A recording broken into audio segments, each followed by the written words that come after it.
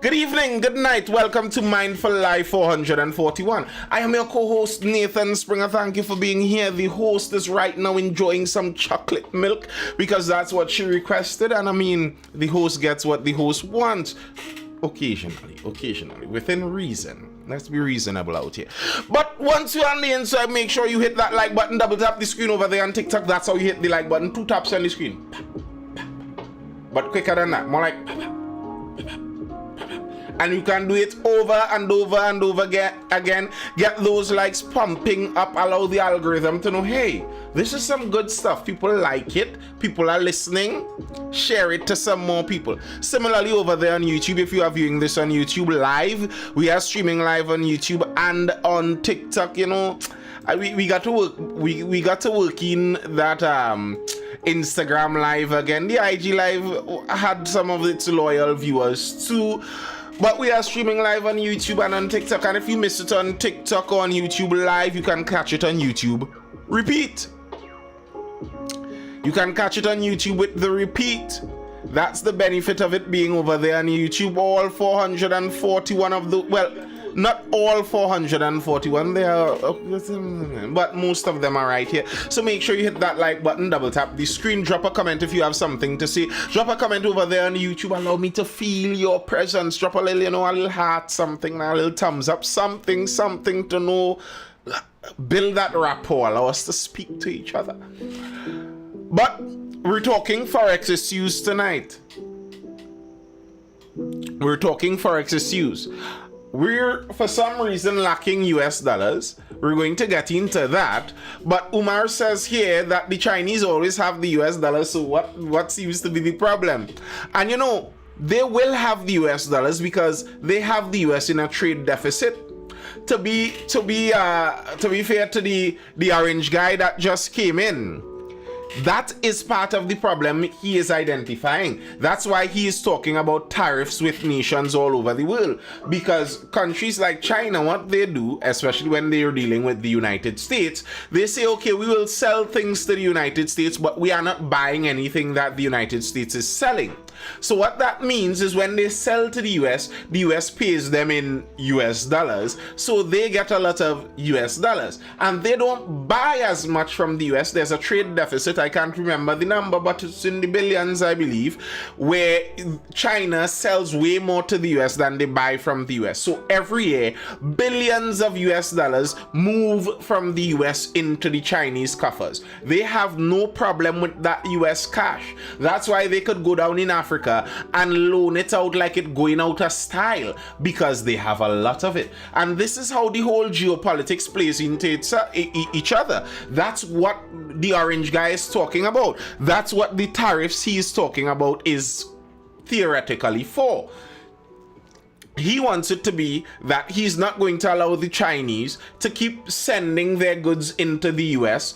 He's going to put a tax, a tariff on those goods coming in so that it will pressure them to either buy more US goods or do not send their goods to the US. It's going to be interesting what that's going to do to the global economy if that does go according to how he plans it. That will be interesting. So the US dig their own grave by forcing their dollar on world trade?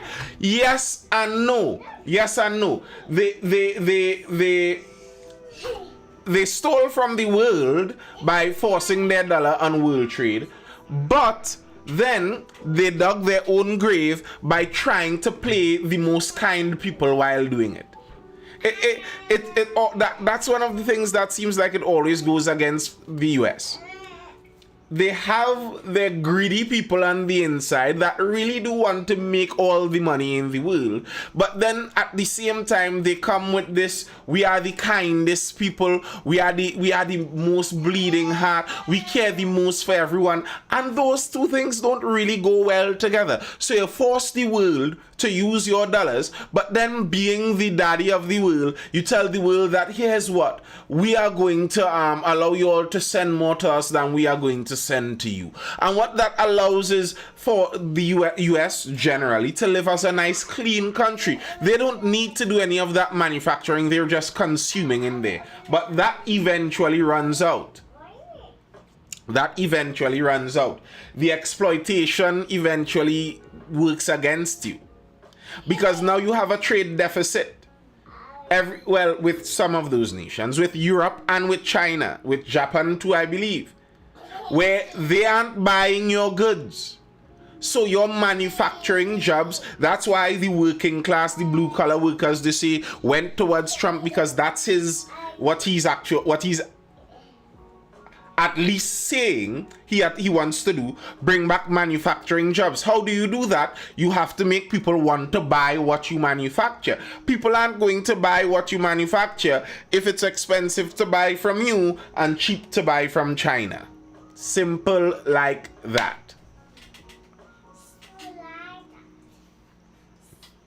Simple like that. China only buy US debt with federal bonds, sly dragon. China ain't playing. China is playing for keeps. China is playing for keeps out here.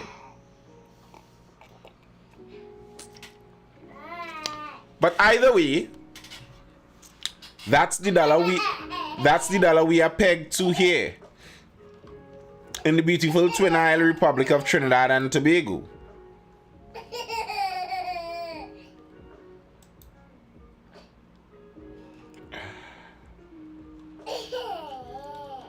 Ha! Thai 6! What's going on? Trump also wanted to stop buying natural gas from outside the US last time. Hopefully he forgot those plans. I don't think he did, because his plan is drill, baby, drill, eh? It will be interesting. If he succeeds in his economic plans, it will be interesting. If one thing, it will be interesting. Let's see how our economic plans look. At least according to some of our top economists. Top economists call for return of managed flotation. Two of TNT's most respectable economists, former Minister of Finance Wendell Motley and former Central Bank Governor Uric Bubb, I still remember seeing that signature on the money. Tell the baby MAGA, I'm back, we did good on November 5th. Well, you know, the young men took it home basically, eh? Those young men of all races, and it's interesting. The one side promised the world that the women are going to come out for their vengeance over the abortion issues. And funnily enough, it was the opposing side that got more young men out to vote than young women who came out to vote. And a lot of the women who came out to vote actually voted the other side too. PriceSmart and whoever exporting all their profits in US dollars.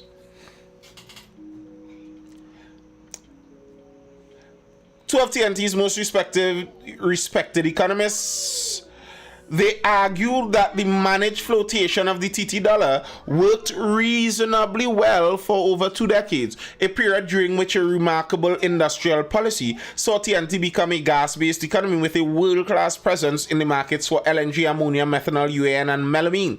Motley served as TNT's Minister of Finance between 1991 and 95, during which he oversaw the flotation of the TT dollar. He received the Order of the Republic of TNT, this country's highest order, in 2018. Dr. Uric Bubb is a Cambridge-trained economist who served as governor of the central bank from 84 to 80. Access to foreign exchange has become a major issue of public concern.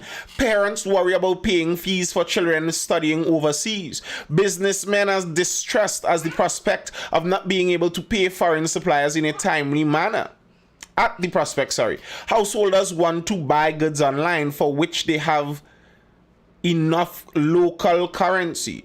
Both of us have been there before in our professional lives, notably in the years when there was similar clamor for the government to do something. Therefore, we consider it useful to illuminate the ongoing discussion by laying out in simple fashion some of the basic facts about the supply of and demand for Forex. They pointed out that as a small open economy, TNT must import goods and services to meet a significant share, at least 50%, of its expenditure for consumption and investment. The buoyancy of this demand is determined by the overall state of the economy. While its composition shifts depending on the mix between investment and consumption and the changing preferences of consumers. Under today's economic circumstances, demand for Forex exceeds supply.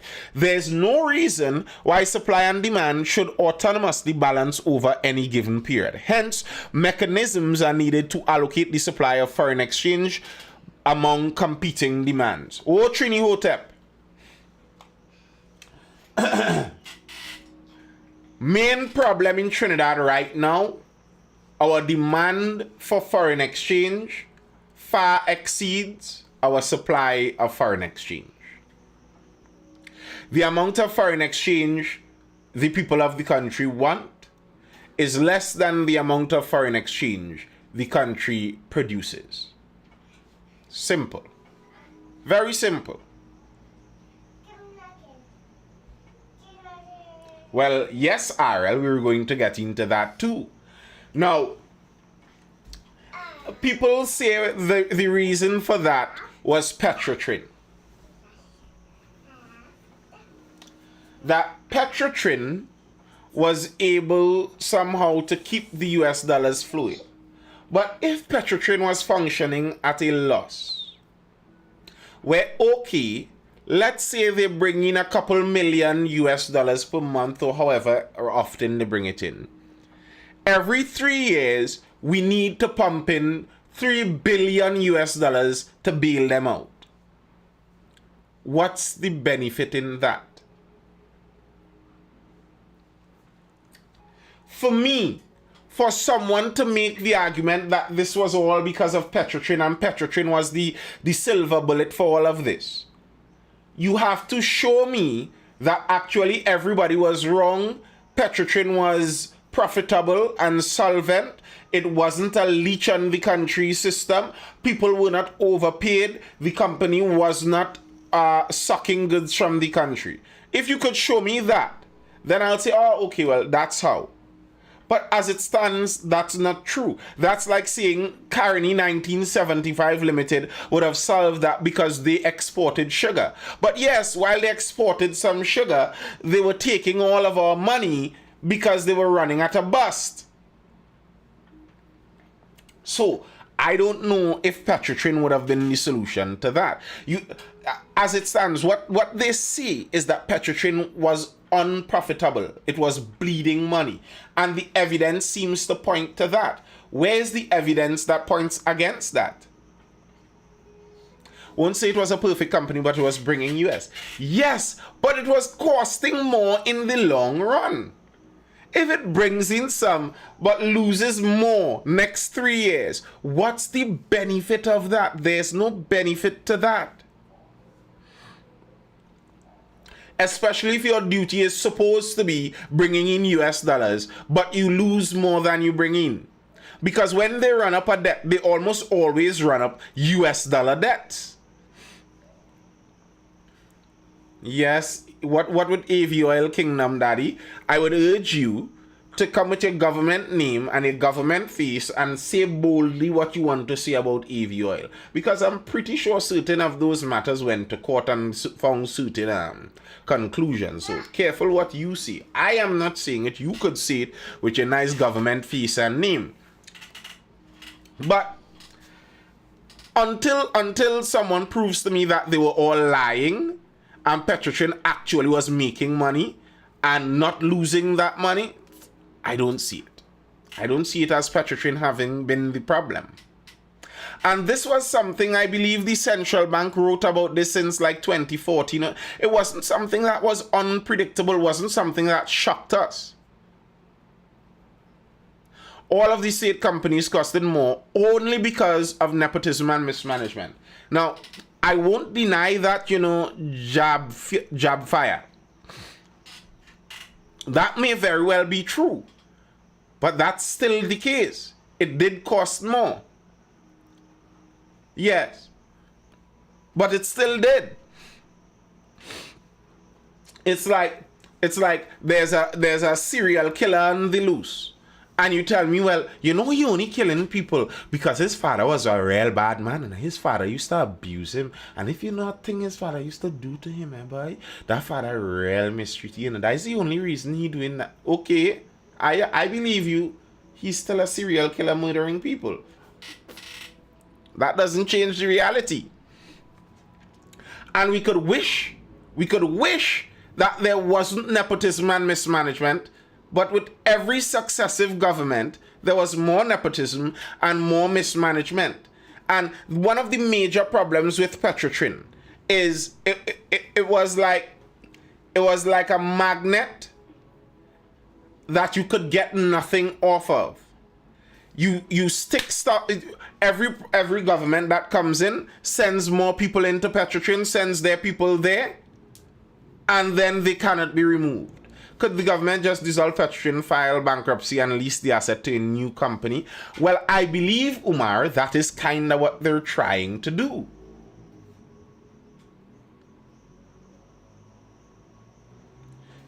Jabfire. That's not even a hard. You don't even have to look at Mittal. Mittal bought over Ispat and well, he was a billionaire, I think, before that, but we were his most profitable, I believe. And you don't have to look at Ispat and Mittal. Just look at the excursion buses. You know, most of those excursion buses you see banging music, rocking around the corner, going Meyaru, are buses that PTSC, our Public Transportation Service Company or Commission, could not keep up. They have a whole garage of mechanics. They have access to government channels to import parts. And they could not keep the buses running. They sell them to some Mamu. Mamu buy them. Mamu buy a bus. Because there's always a Mamu. There's always Mamu. Mamu buy the bus. Corporation. Good. Corporation. Thank you very much, Jimmy King. It was slipping my mind. My social studies lacking. Buy the bus and have the bus running 40 years now.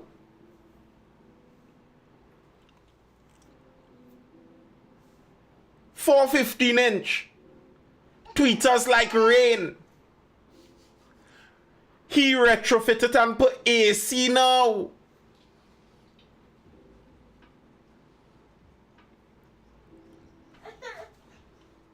Government also dislikes dealing with the informal sector, which is why maintenance is hell for all their systems. And that's kind of the problem with government involved in nearly anything. Anything state-run does have problem because of the management. Yes, that's correct. That's correct. That's why it's difficult. And that's why just saying that if Petrotrin was still open, these problems would have been solved. I don't know if that's necessarily true. Going back to what they said here, the imbalance between current demand and current supply cannot continue at the expense of further reduction of the stock of reserves, now at only 7.8 months of import cover. The reserve US we had fell from 7 billion in 2020, at the end of 2020, now it stands at 5.6 billion in August of 2024, August of this year.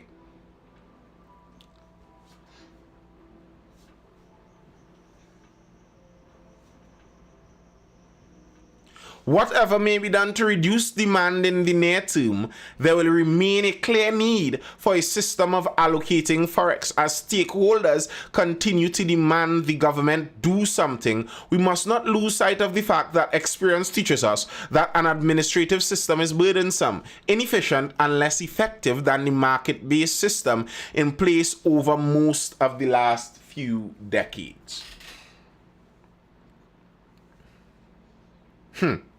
I worked fire service for 23 years. One change of chief and it was all over. No trucks.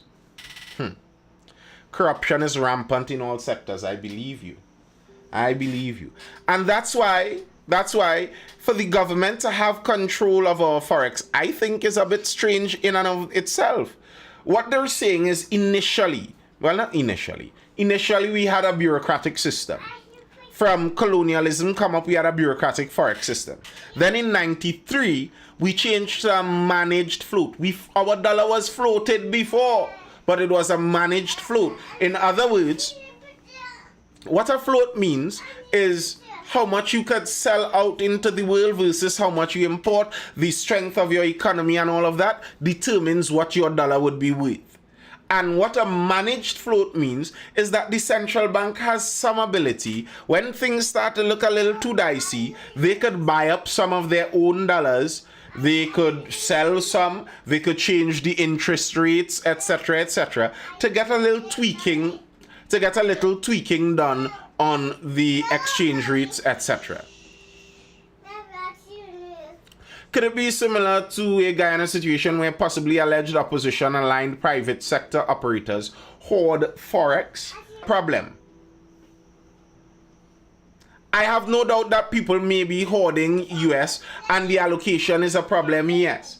But the reality is, on the books, you can see that our demand outweighs our supply. That is always going to create a problem. And here's what happened. For the government to maintain the price that they want to maintain, they have to put their finger on the scale and flood more US dollars into the market continually to try and keep that demand and supply. Because what is actually supposed to happen in economics is when your demand starts to outstrip your supply, then the price is supposed to go up. So US dollars are supposed to cost more. And if they are not costing more, the government is spending money to artificially keep those US dollar prices down. But that doesn't really solve the problem. One head of chamber put it this way: all forex options have consequences. So if we decide to try and float the dollar, and what floating the dollar would very likely do is reveal that our dollar is very overvalued and our dollar would reduce in value compared to the US dollar quickly. What that means is the amount of TT dollars you would need to go buy something outside, something that is now imported with US dollars, is going to be more. Because currently it stands at what, 680 or something like that artificially. The government artificially has it at that. So let's say you're buying something for $5 US, you're going to pay 5 times the 6.8, and that's the price you pay. If the dollar is floated, you're going to pay 5 times, it's $5 US, the 5 US remains the same, but whatever the real price of our TT dollars would be, you're going to find out. So prices would increase in the immediate. The reality is though, one, the government is currently buying or taking that hit. So it's not like the hit isn't hitting the country. That's part of the reason we're struggling for Forex. Because the government keeps trying to artificially keep those prices down. And to do that costs your reserves. So, okay, we can artificially keep the cost of living down by spending all of our cumulative money. So we don't individually pay more, but as a country, we're continuously losing money. It's a trade-off. That's what the AmCham CEO was saying. All forex options have consequences. So yeah, what the minister says is we're doing this to fight inflation. Maybe, but as a country, we're basically still taking that blow. Just we're taking it as a country. The thing is, there's only so long we could do that. There's a time limit on how long as a country we could take that blow.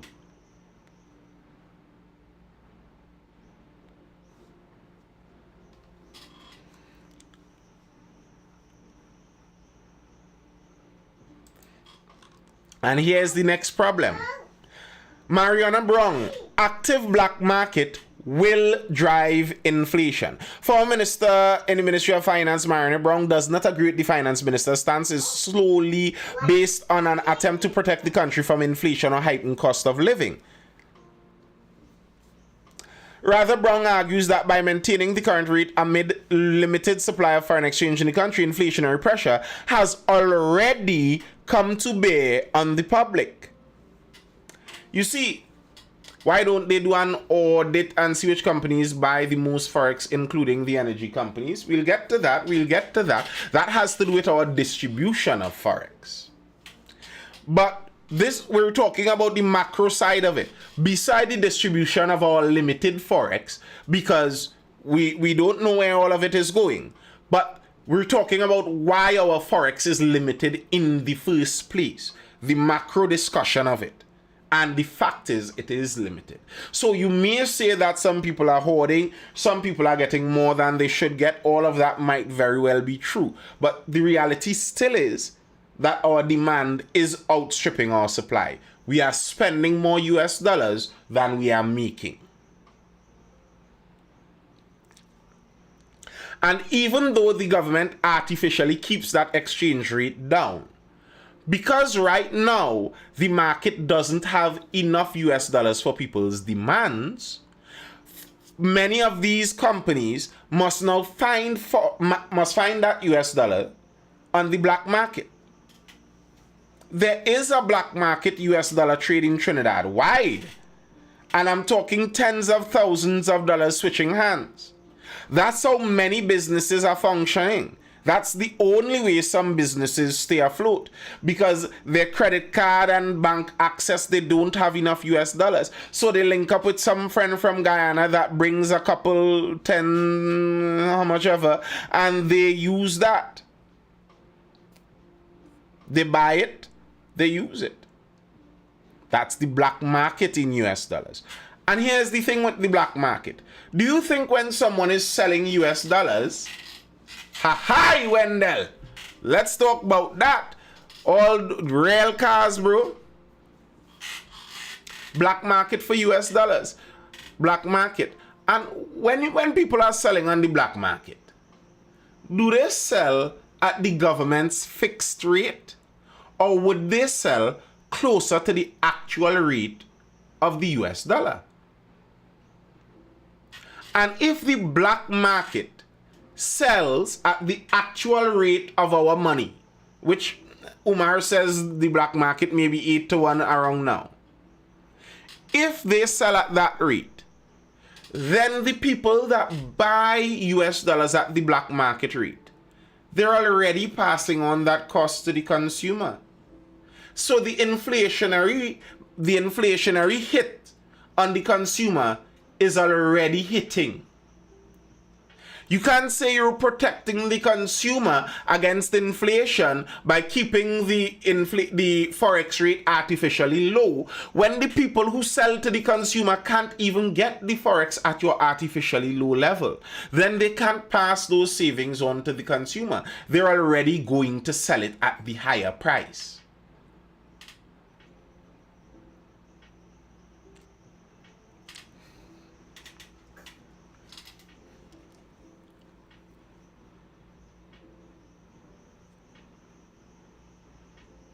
Little by little, it's already trickling its way through launderers. Yes, those prices are already here. I am sure anyone who shops on the dark side of the law, I'm sure you're paying the real price for whatever you're paying. Whatever you're buying, you're paying the real price. The black market isn't playing your fancy political economic games. It's pure economics. And would it benefit the nation to actually play a more pure economic game also? Not attempt to filter it down with the government. Economist Mala Dukaran said by maintaining an overvalued currency, the government is essentially subsidizing imports and penalizing or taxing exports. This would make locally made goods less competitive relative to the imported substitutes and could damage the local manufacturing sector. This would then hinder further investment into the manufacturing sector, whether local or FDI, said Dukran. However, she also stated that devaluation was not a solution to the problem. You see, if the government is artificially, good evening, Scafty, if the government is artificially making the exchange rate and keeping it at that level, let's say the real exchange rate is $8 and the government makes it seem like it's $6.50. Well, it's not about sympathy for the local manufacturers, really and truly. That's not really what it's about. And the large local manufacturers aren't the ones that would really take a hit, because the largest local manufacturers, they don't need to stay within the Trinidad bubble. Almost certainly they have foreign accounts, so they aren't affected the same way. It's the entrepreneurs that are locked inside the TT dollar bubble. They're the ones who are at the mercy, and they're the ones who are feeling that pinch. So the government basically, if they want to keep the exchange rate at, let's say, $6, for every $1 US you spend, the government spends $2 TT to keep that price down. So people that import, if you import $1 million US,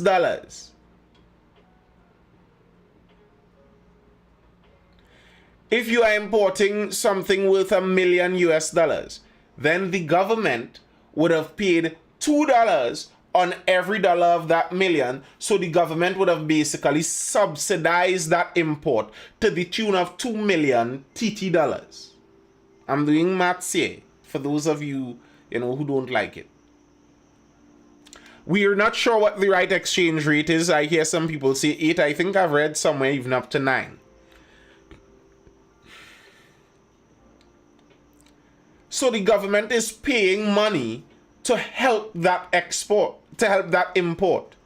They're subsidizing that import. Now, on the other hand, if you want to export, and what you made cost you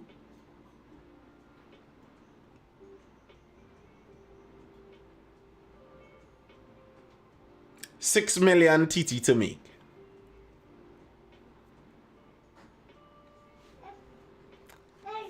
when you go out with it and you say this is 6 million TT worth, and you're expecting 6 million TT to be worth 1 million US, it's not going to be. That 6 million TT worth may actually be worth only 700. So your export now is taxed because of that subsidy. And the irony of it is, in order for us to get more US dollars, we need to export more things.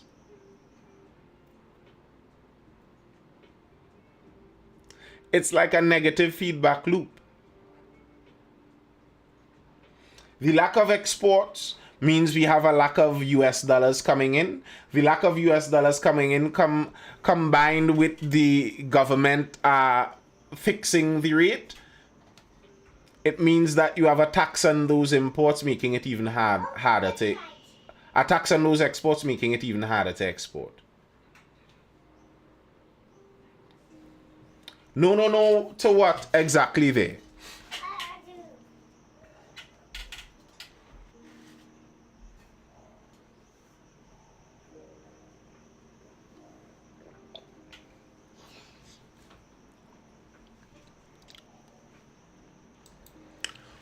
Economists is saying bring back auction system. There was once an auction system where the banks auctioned, lovely, where the banks auction and decided what something costs based on the auction.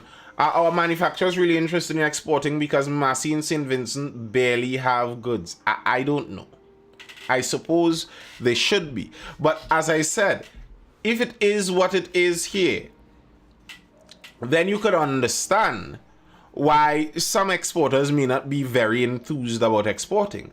And then you might also be able to understand why pricings could look different based on where it's made, where it's exported to, and where it's sold. Bring back auction system to end forex woes. In other words, allow the local banks to decide how much they are willing to pay for the forex, and at least you'll have some market factor in that. Importing raw materials to make goods to export also is expensive. Yes. The system of fixing the forex rate makes that very difficult to import goods to then export, because the import is subsidized but the export is taxed. So you are encouraged then to import and sell it here. And the funny thing is, our finance minister doesn't want the regular folk doing that, even though that's how a lot of party financiers make their finances. Funny stuff. Very funny stuff, eh?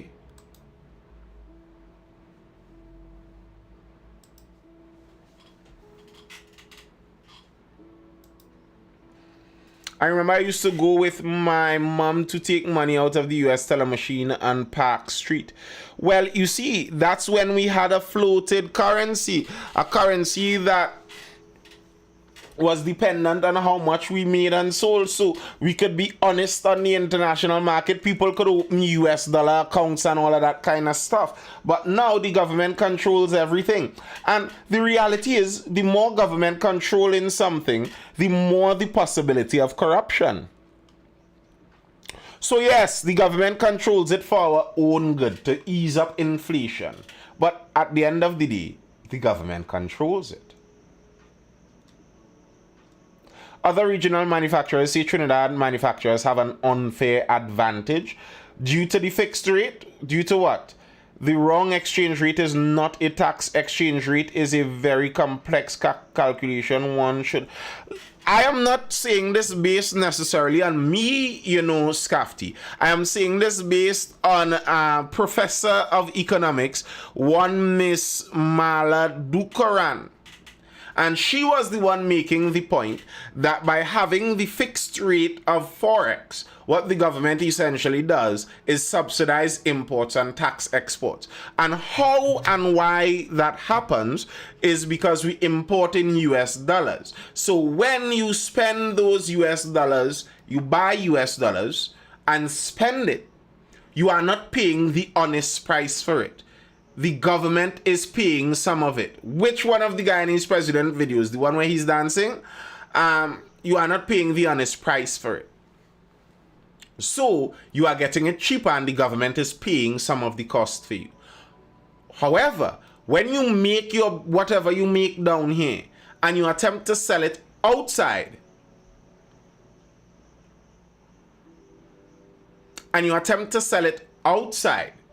you would expect that the reciprocal price you would be like our exchange rate. But it's not, because our money is overvalued. So they are not going to purchase it for what you think it's worth, because we think our money is worth more than it is. Good night, Nemesis. To make items to export, will the goods cost more? I'm talking about the export itself, not making the item to export, not the costing of the export. The item, the export itself. When you carry it somewhere else and sell it for US dollars.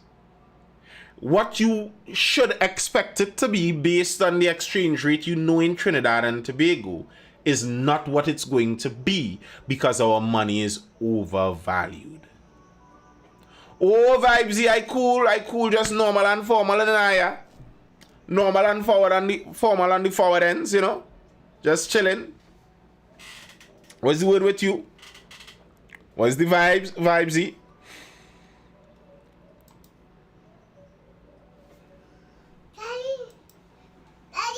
Look at the animals. Yes, I see. I did the animals. I see the animals. I want to go to the animals. I want to go to the animals. I agree to your last suggestion from the previous video. What was that? It's best... Look, I want the animals. I saw. It's best answer by Petrotrin and go 50-50 with the state to get the thing pumping. You see, that's kind of the thing with a lot of it, you know, Umar. And that's the trade-off that's difficult. Like, people lament what's going on in Guyana, that those companies are robbing Guyana blind, and them companies taking all Guyana money and going with it. Well, they are taking an inordinate number, an inordinate amount, but Guyana would have gotten nothing otherwise, basically. So if we have an option of leaving Petrotrin as is, we as a nation suffer for Forex and it dry rots over time. Or we could sell it to Answer for a marginal something, privatize it, and they run it, pay taxes on it, they get very wealthy off of it. You are going to watch the Answer family get very wealthy off of it, but we get something. There are some people, the socialist mind doesn't like that. The socialist mind, rather all of us stay poor and hungry together than somebody gets inordinately wealthy and we all rise with it.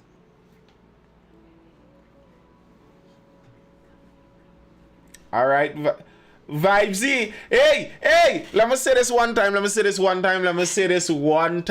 There's a fake profile out there. There's a fake Nathan Springer out there. I am not speaking to anybody about any investment opportunities. There's a fake Nathan Springer profile out there. I believe it has a 1, Nathan Springer 1. And the person posting over my videos and stuff, I think they already crossed 1,000 followers. That is not me. And you know, they have the audacity. They have the audacity. Totally say that's what a fake Nathan Stringer would say. They have the audacity to put on the profile my only real profile, you know? This person make a fake profile of mine and say on the fake profile, this is the only real profile. What? Good night, Godson Smalls. Apparently, by Umar. Apparently.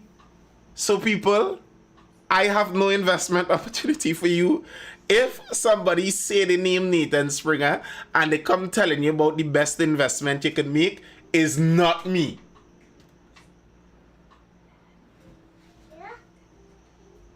Is not me. And I mean, if you want to make an investment in me, message me, I'll send you my bank account. You could send something in the bank account. That is as simple as it gets. I ain't going through all that. No. Real good thing, Vibesy. Real good thing. Thanks for mentioning that because I was watching that today. Umar, let me know how that goes. Let me know how that goes. Really, tell them come down. You're really serious in this, but you have to meet them in person and they have to come down, John.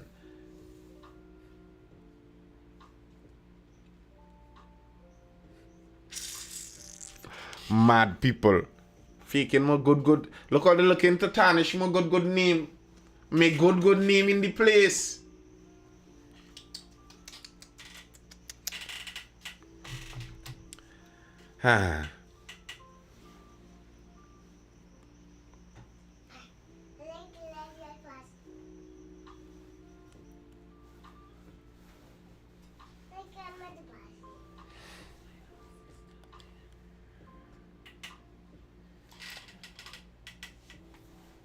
You all see, I see Tobago is still making their voice heard about their self-determination versus autonomy and all of that and all of that and all of that. You know, I could nearly reach the point of just allow it, you know. Just allow it.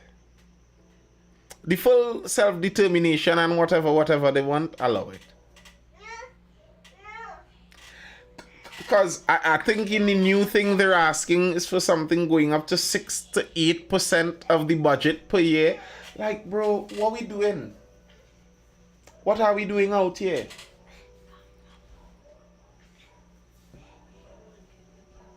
Well, I mean, let we lose the oil field. Let we lose the oil field. Let everybody struggle a little more. Let Tobago go to a backwater island, and let's see if they could crawl themselves up to first world status. Because, bro, at some point, it gets tedious.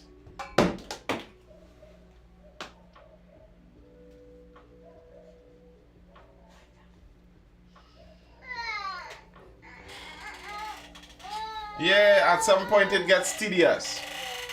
Like, I get it. You want more? Make more. That's what I'd suggest. You want more? Make more. And it's kind of funny that all this talk is going on about what Tobago should get and how they should do all of this and that and that.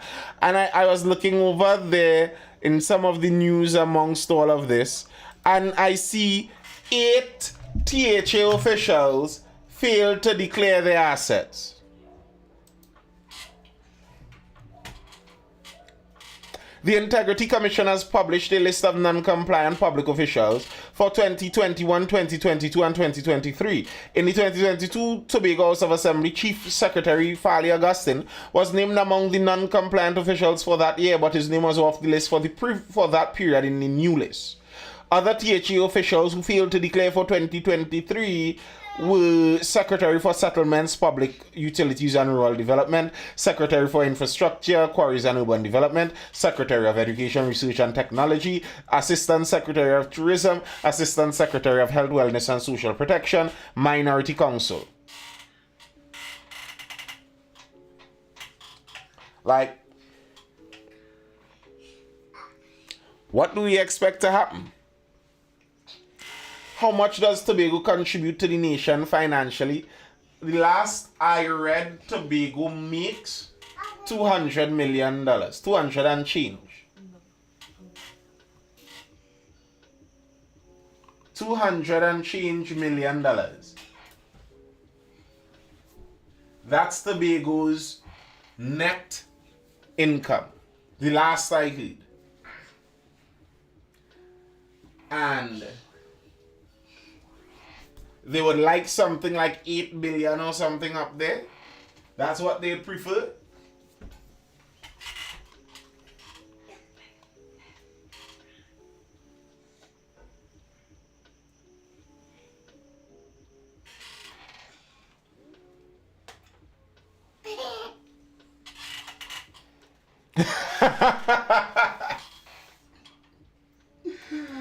A man say less than a real quarterly profit. Don't do them that. Don't do my Twin Island. Don't do my sister island that. And the thing is, you know, I think probably more than even Trinidad, a country like Tobago may greatly benefit from a businessman leader. Like if I were able to have the ears of all Tobagonians, I might say what you all might need is a businessman leader to get in there and attempt to at least semi-run Tobago like a business. Because I am 100% sure it's profitable. It's profitable if run as a business. But it's run as a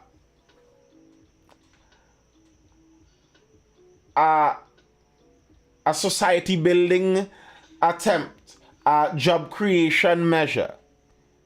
A social welfare scheme. That's what it's run as more. It's run as a branch. No, it's not run as a branch of Trinidad, really and truly. It's not. It's run as the little brother of Trinidad who doesn't need to work much because his brother is a millionaire and he lives off of his brother for the most part. That's what it is run as. I'm not saying these are Tobagonian people. I'm saying what the country is run as. It's run like the slack little brother of a very rich person, where they aren't interested in profitable measures. It seems they aren't too worried about doing things to get profitable. They just want more from the big brother. Give me more. And when they spend, they don't spend on things that will make more for them. They spend on things to look good and feel good.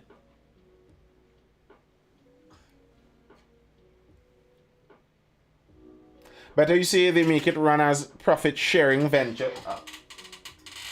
Profit sharing venture to the populace. Well, not really. Because the thing is, if you run a country as a business where the country itself becomes profitable, it will be profitable to the people by default. If you live in a profitable country, money will flow. Whatever business you have, if you have a taxi, your taxi will make a lot of money. If you sell food, your food business will make a lot of money.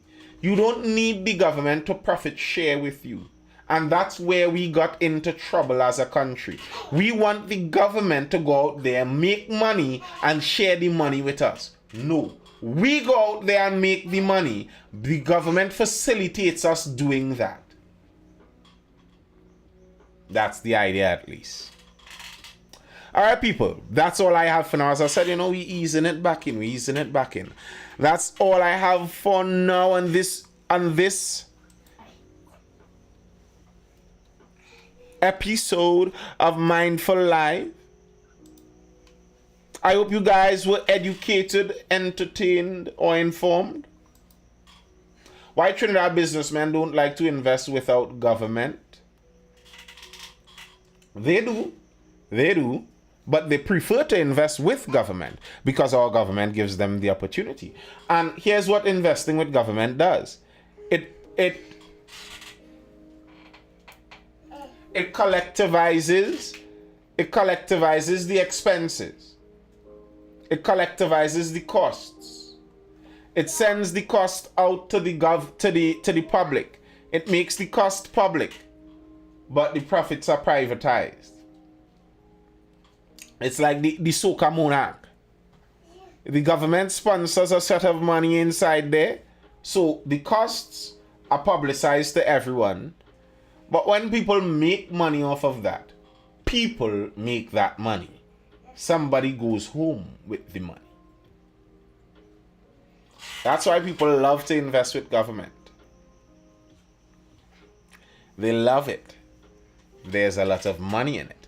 But then there's the collapse of your country in it also. So that's all I have for now, people. I hope you're educated, informed, and entertained. I am Nathan Springer. This has been the Mindful Live. I wasn't here yesterday. I think I'll be here tomorrow again for that Thursday Talks. We need our Thursday Talks. Until then, people, hold it down. Stay well, stay good, stay safe, stay inside, outside. They're a little sketchy.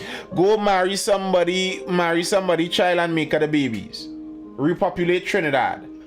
Pronatalism. All right, people, hold it up.